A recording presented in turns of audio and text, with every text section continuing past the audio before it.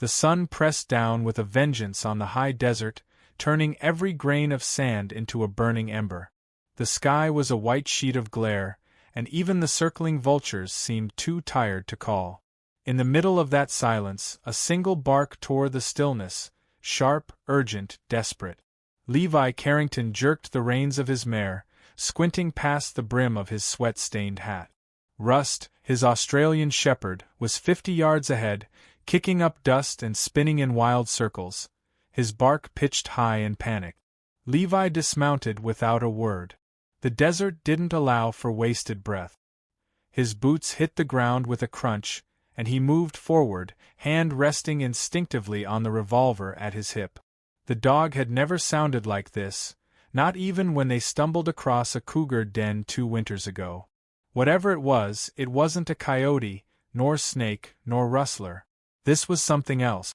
As he approached, he saw the dog digging at a shallow rise of sand, paws frantic. Then, something shifted. Cloth. A limp hand. "Easy, boy," Levi murmured, falling to his knees. His fingers brushed hot fabric, then bone-thin flesh. He swept the sand away with broad hands. A woman lay curled on her side, her dress stained and torn, face blistered by sun. Her lips were cracked white, eyes closed. She looked dead. But then her chest moved. Barely. Levi didn't speak. He went to work. He dribbled a few drops of canteen water onto her lip. Her mouth twitched. He poured a little more, then slipped his arm under her shoulders. She was light as dried grass. He carried her to the only shelter he had, his lean-to beneath a bluff of red stone. It wasn't much. Canvas tied over 2 dead branches, a water barrel half empty from rationing. He laid her down in the shade and covered her with his saddle blanket. Rust lay nearby, panting, eyes fixed on her like a sentry. Levi sat back on his heels. What in hell was a woman doing out here alone? He unrolled a damp cloth and gently wiped the sweat and grit from her brow. Her skin was red and angry with sunburn, but beneath it he saw traces of once fair features. Her hair was tangled with sand, but golden where the light caught it. Something about her face tugged at something deep in him, something buried long ago. She murmured, a sound more breath than word.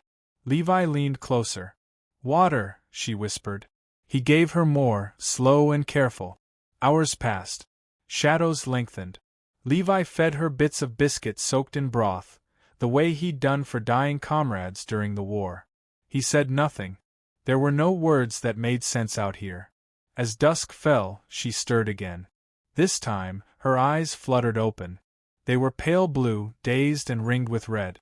She stared at the canvas above, then at him. "You," she whispered. "You're Levi." He stiffened. His name on her lips struck him like a blow. "How do you know that?" he asked, his voice hoarse from sun and silence. Her lips trembled. "You knew my brother." Levi stared. The war came rushing back, mud and smoke and blood. A dying man's voice beneath the Tennessee sky. Jeb rose. He swallowed hard. "What's your name?" "Clara," she said. Clara rose.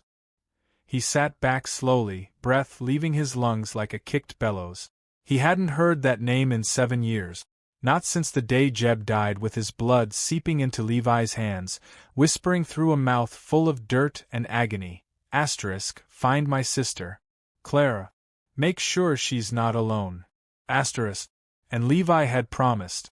Sworn it on a battlefield grave. But war didn't end when the cannons went quiet. He came back hollow, too lost to seek anyone. That vow, like so many others, had become a ghost he never thought he'd face again. Now here she was, half dead in his camp. Clara drifted back into sleep. Levi remained beside her, watching the flickering firelight play across her face. Guilt and disbelief warred in his chest. He looked away and saw her cloak lying nearby, folded oddly. He reached for it and noticed the stitching. Inside the lining, embroidered in fading thread, "C. Rose," the kind of mark a mother might teach a child to sew for safety. There was no mistaking it. Night deepened. The stars were thick above, the only audience for the thoughts Levi wouldn't say aloud. He fed the fire and cleaned his rifle. He should ride out, take her to the nearest town, get her to safety. But something in his chest held him back, a tether that had lain dormant for years and now pulled taut. In the quiet, Clara began to tremble. Not from cold, but from something darker. "No, no, don't please," she whispered, thrashing. Levi grabbed her hand. "Clara, it's all right. You're safe." Her eyes opened, wild and glassy. They left me. Said they'd take me to Red Rock. Said he was waiting there." "Who?" She stared past him. "The man I was supposed to marry." Levi's jaw tightened. She turned her head away. "They weren't matchmakers. They were liars. Thieves. I heard them laughing when they thought I was passed out. Said no man waits for a woman he's never met. Said they'd dump me when I slowed him down. So they did." Levi clenched his fist. There was a map of pain etched into her voice, pain familiar to any man who'd watched innocents bleed out on battlefields or deserts. "Why were you out here alone?" he asked softly. She didn't speak right away. "Then, I was promised a life. A new start. Letters. Photos. Maybe none of it was real. I just wanted something more than sewing shirts in a St. Louis basement." Her breath hitched. "I wanted to be chosen." The fire cracked softly. Levi said nothing. He knew better than to offer empty comfort. Still, he reached for his canteen again and passed it to her. She drank slowly, then asked, "Why are you out here?" He hesitated.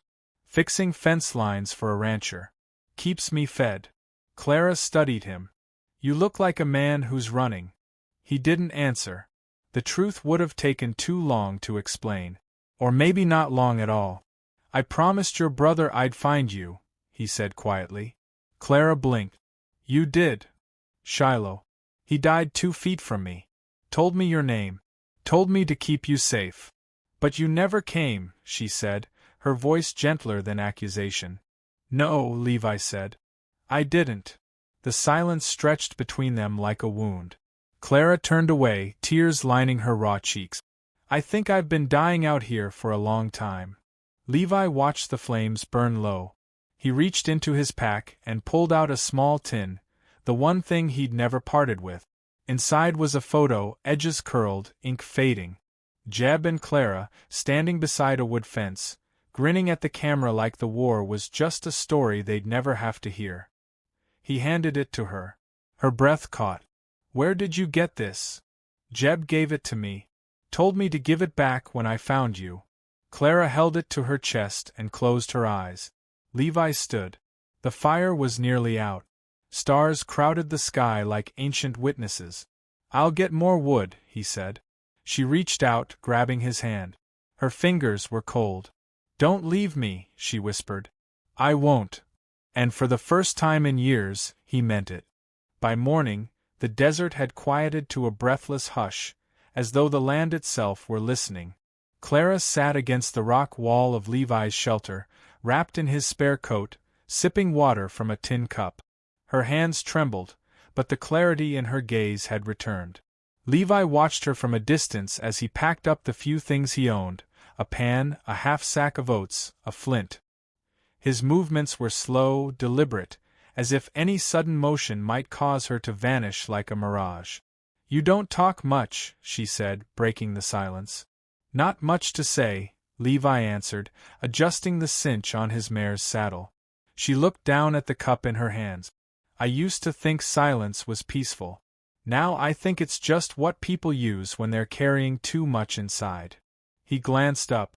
Her voice held no blame, just observation. But it caught him, pulled at a piece of him that had long been buried under dust and regret. "You're not wrong," he said. She gave a small nod, then stared off into the horizon. "Where are we going?" "Red Rock's a day and a half by horse. We'll cut through Devil's Hollow. It's rough, but faster." She hesitated. "And after that?" Levi paused, his fingers stilled on the saddlebag. "I'll get you to town. Make sure you're safe. After that, you'll decide." Clara didn't answer. Her eyes drifted to the sky where a hawk glided on the breeze. "I used to dream about what it would be like out here." The West. Freedom. Big skies. A man who looked you in the eye when he spoke. Her voice grew quieter. Not being treated like a burden. Levi kept his eyes on the mare's flank, the way a man does when he's listening too closely. Clara stood, wobbling slightly, but held her ground.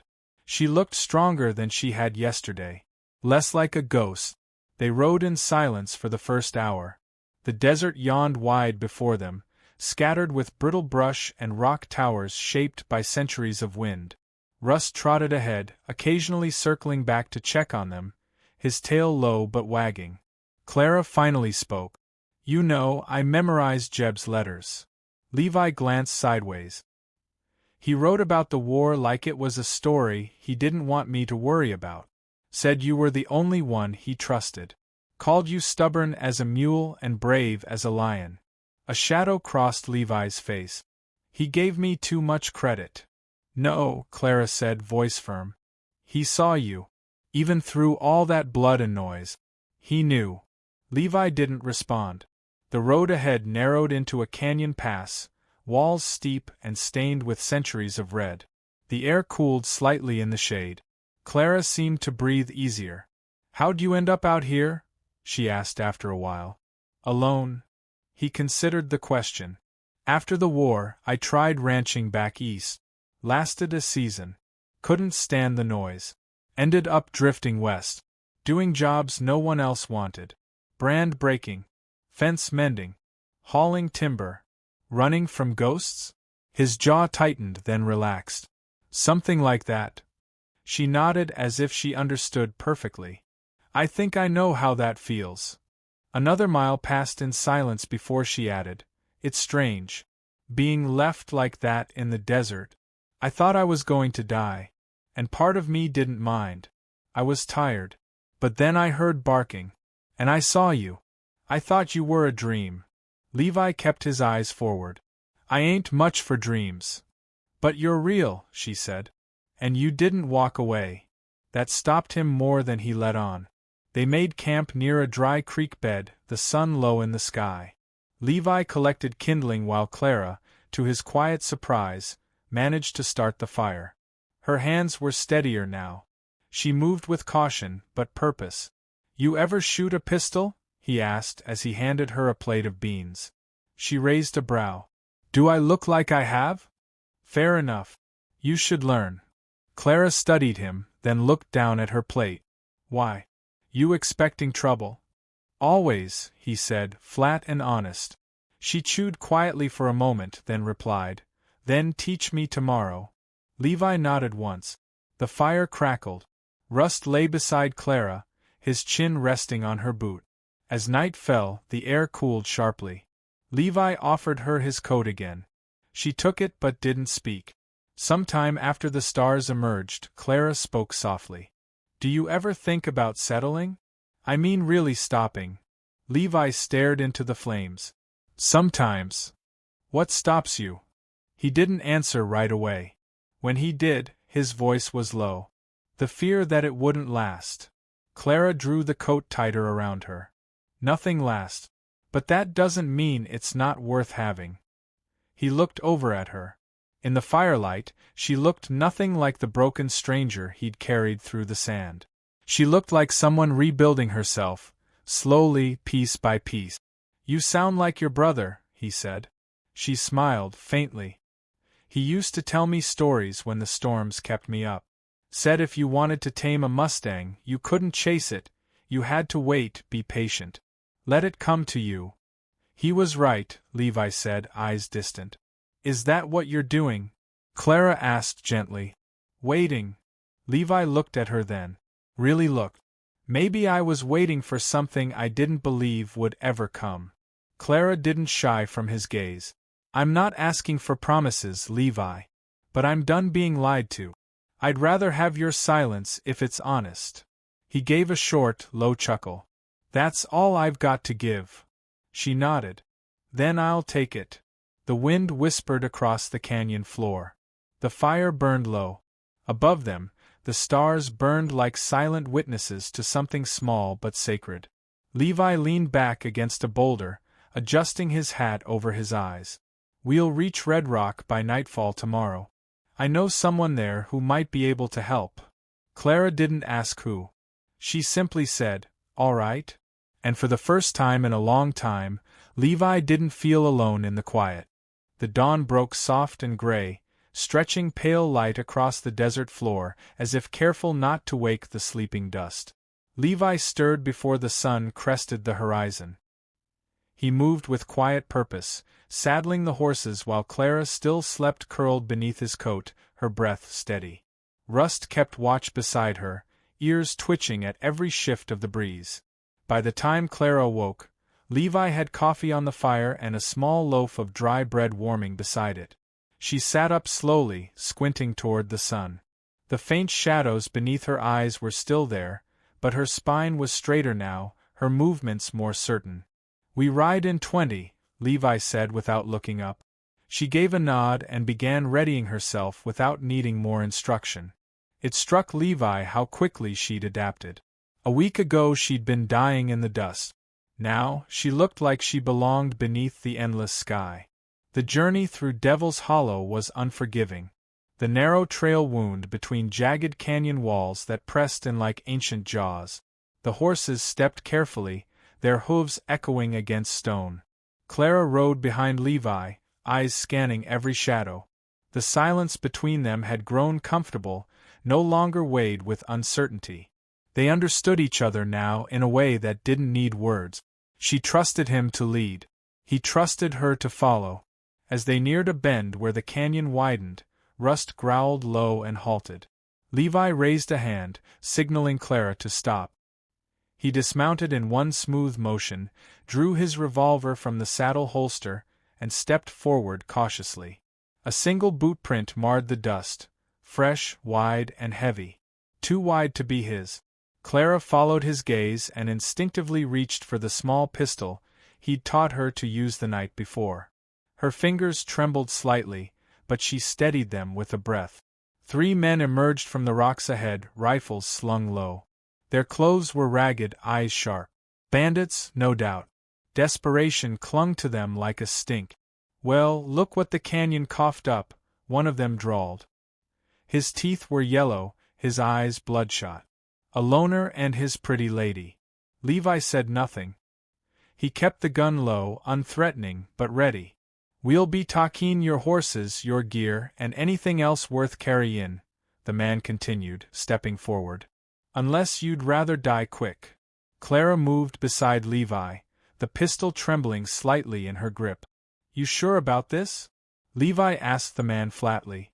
The lead bandit smirked. "Ain't 3 against 1 in your favor, cowboy?" "Maybe not," Levi replied.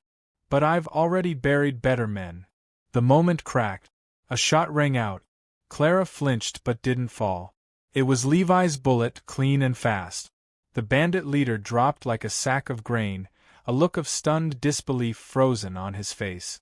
The other 2 hesitated. Levi moved again, fluid, brutal, precise. A second shot fired, catching the next man in the thigh. He screamed and dropped his rifle. The third bolted, disappearing into the rocks. Silence returned, ragged and trembling. Clara lowered her pistol, her breath sharp. Levi approached the wounded man and kicked his rifle away. "Tell your friend this trail's closed," he said, voice low. "And if I see you again, I won't aim low." The man nodded rapidly, clutching his leg. Levi turned without another word and motioned to Clara. They rode hard for the next hour, not speaking. When they finally stopped beneath a stand of cottonwoods to water the horses, Clara sat with her back against a tree and looked at Levi. "You didn't hesitate," she said. "No time to." "You were right," she said quietly. "Always expect trouble." He looked at her. "You held your ground. I was terrified. But you didn't run." She met his gaze, and for a long moment they simply looked at each other, the tension between them deepening into something unspoken. Shared fear. Shared survival. Red Rock finally appeared as a smear of brown and red against the horizon late that afternoon. As they approached, the low hum of life stirred, smoke rising from chimneys, distant barking, the clatter of hooves on wood-planked streets. Clara's posture changed as they entered town. Her eyes flicked toward every stranger, her shoulders drawn tight. Levi noticed but said nothing. They stopped outside a modest building with a hand-painted sign, Dr. Naismith, Bones and Bleeding. Levi helped Clara down gently. "You'll be safe here a while," he said. "Naismith owes me." Clara didn't answer right away. She stared up at the building, then back at him. "Are you leaving?" she asked, the wind tugging her hair loose. "I don't belong in towns," he said. She stepped closer. "You don't have to disappear, Levi." He studied her, dust still clinging to her face, the fire in her eyes. She was no longer the woman he'd found dying in the desert. She was something else now. Someone rising from ash. "Your brother," he said quietly. "He told me once in a foxhole that if he didn't make it, he hoped someone decent would look after you. He thought I might be that man." "You are," Clara said. He looked down, unsure what to do with the weight of that truth. "I'll be here a few days," she said. "To rest. Then I'll head north. There's land up by Clear River. I was saving to start a homestead." "Alone?" he asked. "Maybe," she replied, but her tone hinted otherwise. He nodded. "You'll make it." Clara reached up and touched his arm. "So will you. If you ever stop running." Russ sat beside them, tail thumping. Levi tipped his hat, then turned to go. She didn't stop him.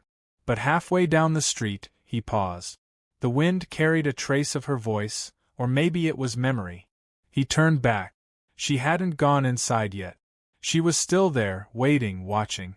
He walked back, slow but sure. Stood before her. "Clear River, huh?" She smiled. "It's got clean water. Good grazing. Not many people. Might be I could use some space like that." "Might be," she echoed, soft as a promise. The air between them shifted, not a decision, but a door cracked open. Rust barked once, then trotted down the street as if he already knew the way. Levi looked once more at Clara. "Let's see what happens."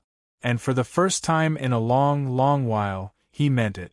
The wind carried them forward, not as two broken pieces, but as something whole forming slowly, step by step, in the dust and quiet of the frontier.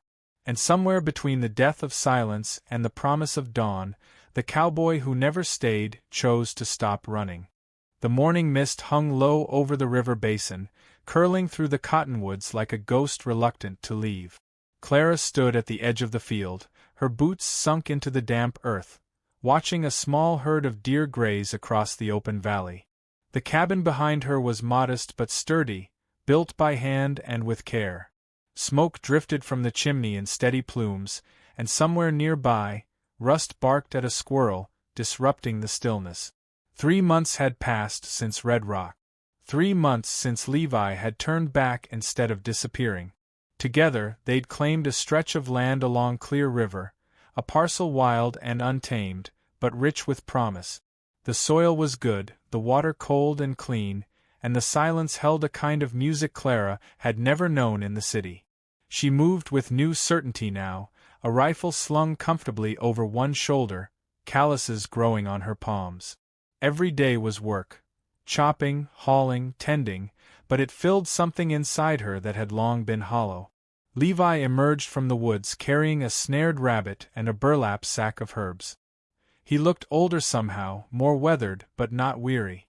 There was a quiet strength to him now, a man rebuilding not just a place to live but something within himself.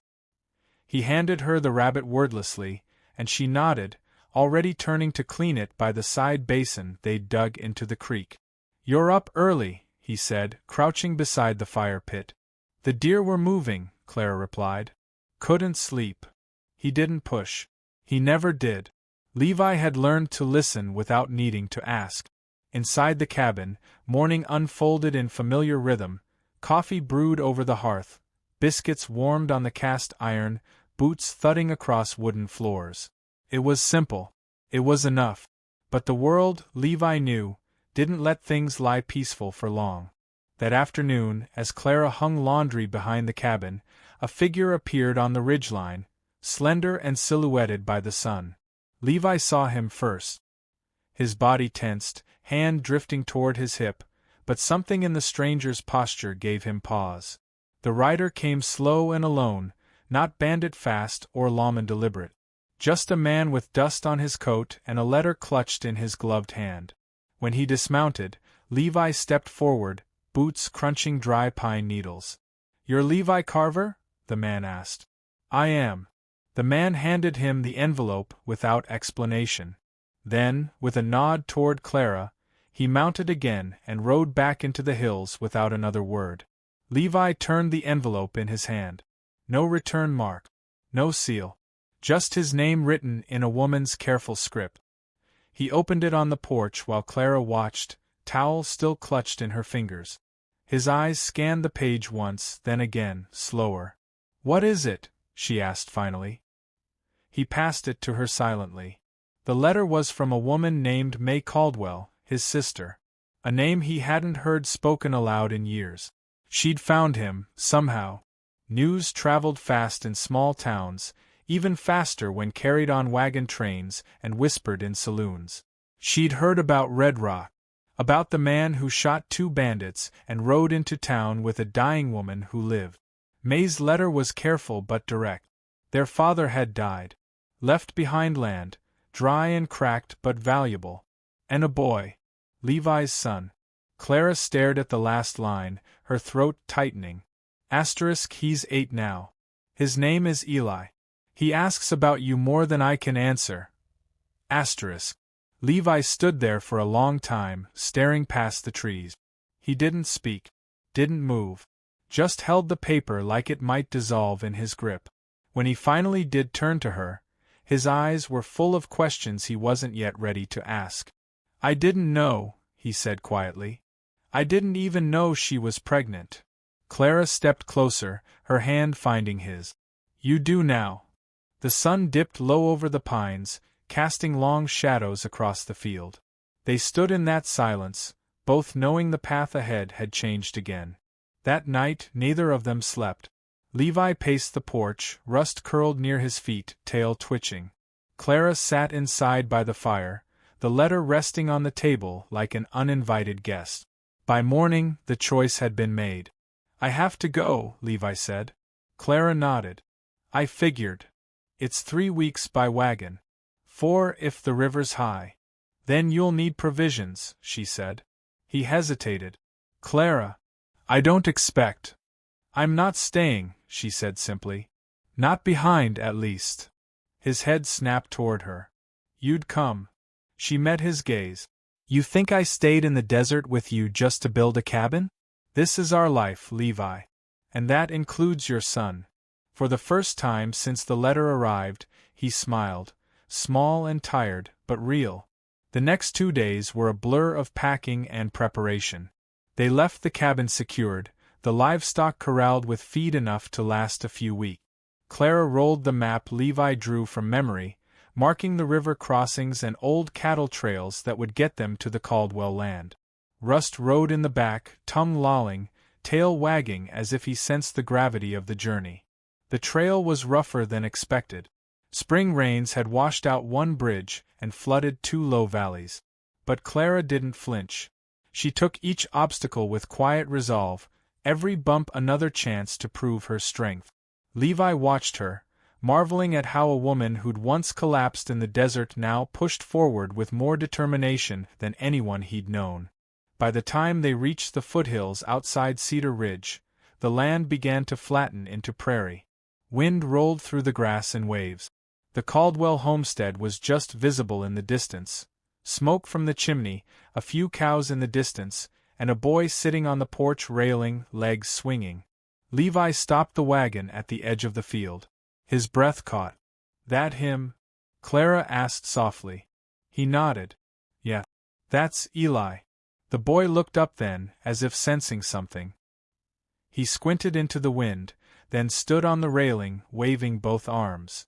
Clara nudged Levi's arm. "You're not alone anymore." He stared at the boy, his son, and something inside him cracked open. Without another word, Levi stepped down from the wagon and began walking. Clara followed a few steps behind, hands clenched but heart open. Eli jumped down from the railing and ran, not hesitating. He didn't ask who Levi was. He didn't need to. When they met in the field, Levi dropped to one knee. Eli wrapped his arms around his neck, holding tight. Clara stood still, tears blurring her vision, until Rust nudged her forward. This wasn't the end. It was the beginning. Of redemption. Of family. Of something lost and found again under the wild, wide sky.